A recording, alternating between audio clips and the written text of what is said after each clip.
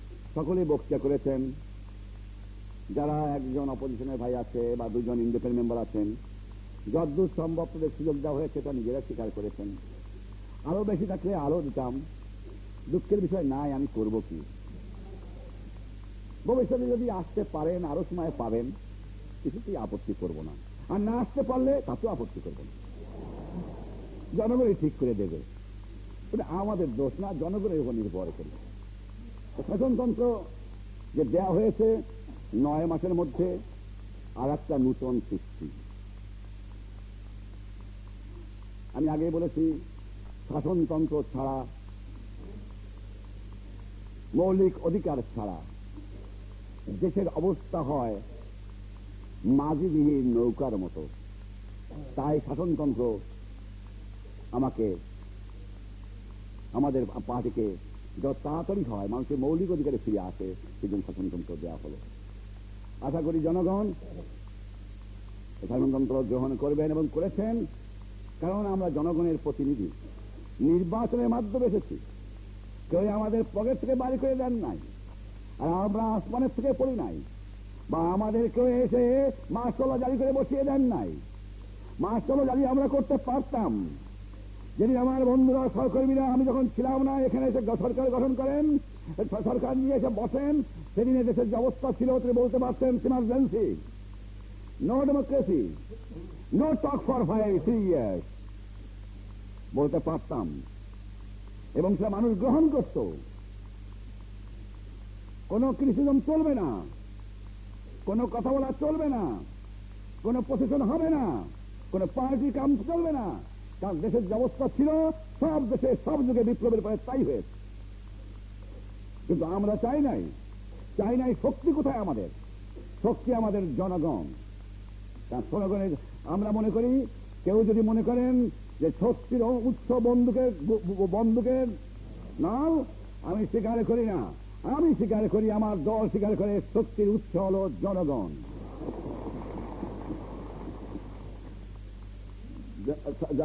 Speaker সাহেব, 4টে স্তম্ভের উপরে এই শাসনতন্ত্র করা হয়েছে। মূল হল 4টি। এই সম্বন্ধে বিস্তারিত আলোচনা এই হাউসে হয়েছে। আমার সহকর্মীরা সকলেই বক্তৃতা করেছেন। আমার যিনি কামাল হোসেন সাহেব, তিনি অনেক কথা উত্তর দিয়েছেন, অন্যান্য সদস্য বক্তৃতা করেছেন। এবং এই যে 4টে স্তম্ভের উপরে শাসনতন্ত্র করা হলো, শুধু জনগণ ভোট দিয়ে আমাদের এই জিনিসটাকে প্রমাণ করে যান না, এই যে 4টে স্তম্ভই বাংলাদেশের মানুষের মৌলিক অধিকারের একটা মূল বিধি। শুধু তাই নয়, 30 লক্ষ লোক জীবন দিয়েও তা প্রমাণ করে গেছে। শুধু ভোটের মাধ্যমে নয়, রক্তের মাধ্যমে প্রমাণ করে গেছে। হ্যাঁ, অধিকার আছে অনেক কথা বলার। জাতীয়তাবাদ ভিত্তিতেই বাঙালি জাতি ঝাঁপিয়ে পড়েছিল চরম মরণ সংগ্রামে। জাতীয়তাবাদ না হলে কোনো জাতি এগিয়ে যেতে পারে না। এই মূলনীতির উপরে ভিত্তি করে আমরা জাতীয়তাবাদে বিশ্বাস করি। জাতীয়তাবাদের অনেক সংজ্ঞা আছে, অনেক ঋষি, অনেক মনীষী, অনেক শিক্ষাবিদ, অনেক বুদ্ধিজীবী অনেক রকমের ডেফিনেশন দিয়েছেন। এই সম্বন্ধে আমি আর নতুন ডেফিনেশন নাই বা দিলাম, কিন্তু আমি শুধু বলতে চাই যে আমি যে বাংলাদেশের মানুষ জাতীয়বাদ, সেইখানে শুধু একটা কথাই আমি বলতে চাই যে ভাষা বলেন, কৃষ্টি বলেন, সভ্যতা বলেন, সকল করে সাথে সাথে একটা জিনিস রয়েছে, সেটা হলো অনুভূতি যে আমি একটা জাতি। এই অনুভূতি যদি না থাকে সে জাতি কোনদিন বড় হতে পারে না এবং জাতীয়তাবাদ আসতে পারে না। অনেক জাতি দুনিয়া আছে, বিভিন্ন ভাষায় অবলম্বী হয়ে এক জাতি হয়েছে। অনেক ভাষা অনেক আছে যে এর মধ্যে একই ভাষায়, একই ধর্ম, একই সবকিছু নিয়েও বিভিন্ন জাতি গড়ে উঠেছে, কিন্তু তারা জাতিতে পরিণত হতে পারে নাই। জাতি পরিবর্তন, জাতীয়তাবাদ নির্ভর করে অনুভূতির উপরে। সেই জন্য আজ বাঙালি জাতি যে রক্তকে এই সংগ্রামের মধ্যে আমরা স্বাধীনতা নিয়েছি, যার উপর ভিত্তি করে আমরা সংগ্রাম করেছি, সে অনুভূতি বাঙালি আছে বলি আজ আমি বাঙালি জাতীয়তাবাদ। এর মধ্যে যদি কেউ আজকে দ্বিতীয় করে প্রশ্ন তুলতে চান, তাকে আমি অনুরোধ করব, মেহরবানি করে আগুন নিয়ে খেলবেন না। তৃতীয় কথা, আমরা গণতন্ত্রে বিশ্বাস করি। গণতন্ত্র সেই গণতন্ত্র, মানুষের একটা ধারণা আছে এবং দেখা গেছে যে গণতন্ত্র যেসব দেশে চলেছে, দেখা যায় সেই সব দেশে গণতন্ত্র পুঁজিবাদকে প্রোটেকশন দেওয়ার জন্য গণতন্ত্র কাজ করে, এবং যেখানে প্রয়োজন হয় শোষকদের রক্ষা করার জন্য এই গণতন্ত্র ব্যবহার করা হয়। সেই গণতন্ত্রে আমরা বিশ্বাস করি না। আমরা চাই শোষিতের গণতন্ত্র, এবং সেই শোষিতের গণতন্ত্র অর্থ হল যে আমাদের গণতন্ত্র যে বিধিনিধি আছে, যে সমস্ত প্রভিশন করা হয়েছে, তাতে এই দেখে দুঃখী মানুষ যাতে প্রোটেকশন পায় তারই বন্দোবস্ত আছে, ওই শোষক যে প্রতিষ্ঠা হয় তার প্রোটেকশন নাই। সেই জন্য আমাদের গণতন্ত্রের সঙ্গে অন্য গণতন্ত্রের পার্থক্য আছে, এবং সেই জন্য এই আইনে অনেক শিডিউল রাখা হয়েছে, অনেক বিলও রাখা হয়েছে। সেটা আপনি জানেন, আলোচনা হয়েছে যে কারো সম্পত্তি কেউ নিতে পারবেন না। না, আমরা নিশ্চয়ই ব্যক্তিগত সম্পত্তি হাত দিচ্ছি না, কিন্তু যে চক্র দিয়ে মানুষকে শোষণ করা হয়, সেই চক্রটিকে আমরা জনগণের জন্য ব্যবহার করতে চাই। তার জন্য আমরা প্রথমেই ব্যাংক, ইন্স্যুরেন্স, ইন্ডাস্ট্রিজ, কাপড়ের কল, চট কল, সুগার, সবকিছুই আমরা জাতীয়করণ করে ফেলেছি। তার মানে হল যে শোষক গোষ্ঠী যেন এই গণতন্ত্রকে ব্যবহার করতে না পারে, শোষিতকে রক্ষা করার জন্য এই গণতন্ত্র ব্যবহার হবে। এইখানে গণতন্ত্রের আমাদের ডেফিনেশনের সঙ্গে অন্য ডেফিনেশনের পার্থক্য হতে পারে। তৃতীয়, সোশ্যালিজম, সমাজতন্ত্র। আমরা সমাজতন্ত্রে বিশ্বাস করি, এবং বিশ্বাস করি বলে এইগুলোকে জাতীয়করণ করেছি। যারা আজ বলতে পারেন যে সমাজতন্ত্র হলো না, সমাজতন্ত্রের জন্মভূমি সোভিয়েতের আশায় 50 বছর পার হয়ে গেল, এখনো সমাজতন্ত্র পড়তে পারেন নাই। সমাজতন্ত্র গাছের ফল না, অমনি থেকে খাওয়া যায় না। সমাজতন্ত্রে পড়তে হলে তারা পচে যাচ্ছে, অনেক দিনের প্রয়োজন, অনেক পথ অতিক্রম করতে হয়, সে পথ বন্ধুরও হয়। সেই পথ অতিক্রম করেই সমাজতন্ত্রে পৌঁছা যায়, এবং সেই জন্য পহেলা স্টেপ যাকে, প্রথম স্টেপ যাকে বলা হয়, সেটা আমরা গ্রহণ করেছি। শোষণহীন, আমাদের সমাজতন্ত্র মানে এই শোষণহীন সমাজ। সমাজতন্ত্র দুনিয়ার থেকে আমরা হাওলাত করে আনতে চাই না, যেন স্পিকার চায়। এক এক দেশের এক এক পন্থায় সমাজতন্ত্র দিকে এগিয়ে চলেছে। সমাজতন্ত্রেও মূল কথা হল শোষণহীন সমাজ। সেই দেশের কি ক্লাইমেট, কি তাদের অবস্থা, কি তাদের মনোভাব, কি তাদের আর্থিক অবস্থা, সব কিছু বিবেচনা করেই স্টেপ বাই স্টেপ এগিয়ে যেতে হয় সমাজতন্ত্রের দিকে, এবং তাতে স্বীকৃত হয়েছে। রাশিয়া যেমন পন্থা অবলম্বন করেছেন, চায়না তা করেন না, তিনি অন্যদিকে চলেছেন। রাশিয়ার পাশে বাস করেও যুগোস্লাভিয়া, রোমানিয়া, বুলগেরিয়া তাদের দেশের এনভায়রনমেন্ট নিয়ে, তাদের জাতির ব্যাকগ্রাউন্ড নিয়ে তারা সমাজতন্ত্র অন্য পথে এগিয়ে চলেছে। মিডল ইস্টে যান, ইরাক একদিকে এগিয়ে চলেছে, আবার ইজিপ্ট অন্যদিকে এগিয়ে চলেছে। এটা নির্ভর কোনদিন বিদেশের থেকে হাওলাত করে আনি না, সমাজতন্ত্র হয় না। তা যারা করতে গেছেন কোনদিন সমাজতন্ত্রে করতে পারেন নাই। লাইন কমা সেমিকোলন করিয়া সমাজতন্ত্র হয় না, যেমন আন্দোলনও হয় না। সেই জন্য দেশের এনভায়রনমেন্ট, দেশের মানুষের অবস্থা, তাদের মনোবৃত্তি, তাদের কাস্টম, তাদের আর্থিক অবস্থা, তাদের মনোভাব সবকিছু দেখেই স্টেপ বাই স্টেপ এগিয়ে যেতে হয়। একদিনে সমাজতন্ত্র হয় না।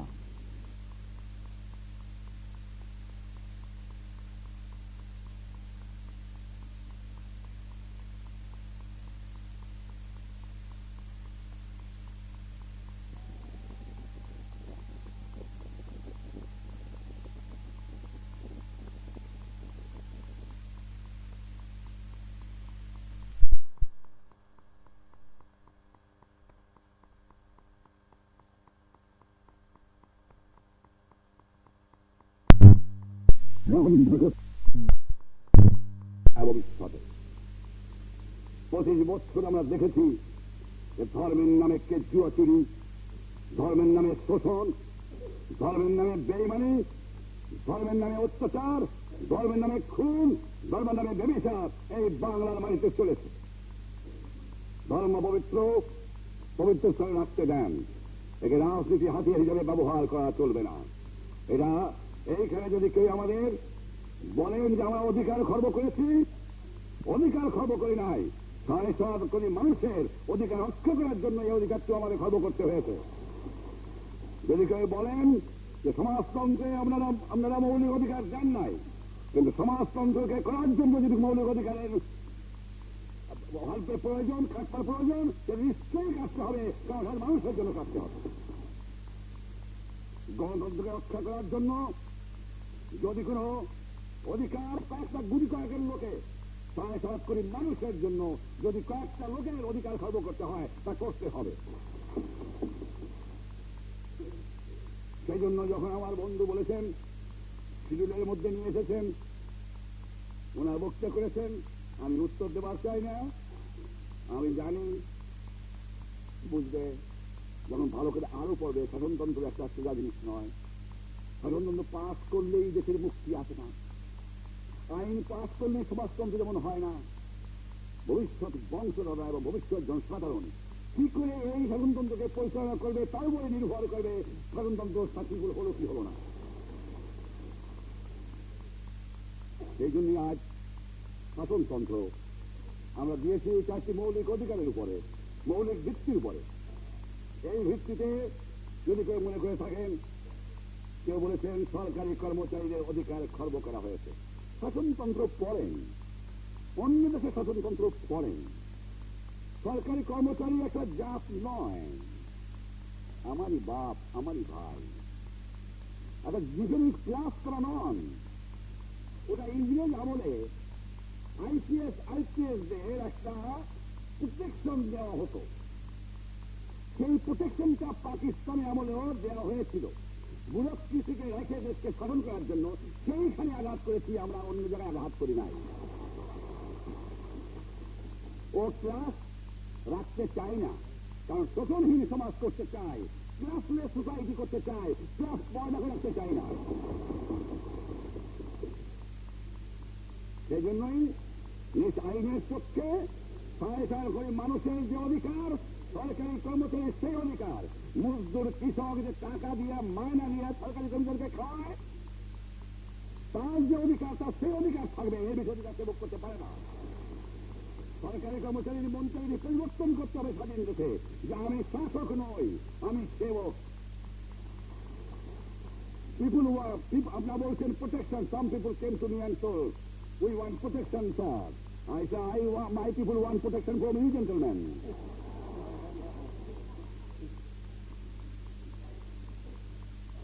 কিন্তু আমরা ভুলে গেছি মেন্টালিটি আমূল পরিবর্তন করা দরকার। যারা আজকে বলেছেন 9 নম্বর সেকশন, একজন গরিব কর্মচারীর বিরুদ্ধে 9 সেকশন 9 মাসে 10 মাসে ব্যবহার হয় নাই, ভবিষ্যতে অনেক বেশি হতে পারে বলে আমি মনে করি। আমার দেশের মানুষের তার ওই আমি কোন কর্মচারী হয়েছি এই উপরে ধাপে ধাপে ধাপে ধাপে আমি এগিয়ে বড় হয়ে যাবো তা নয়।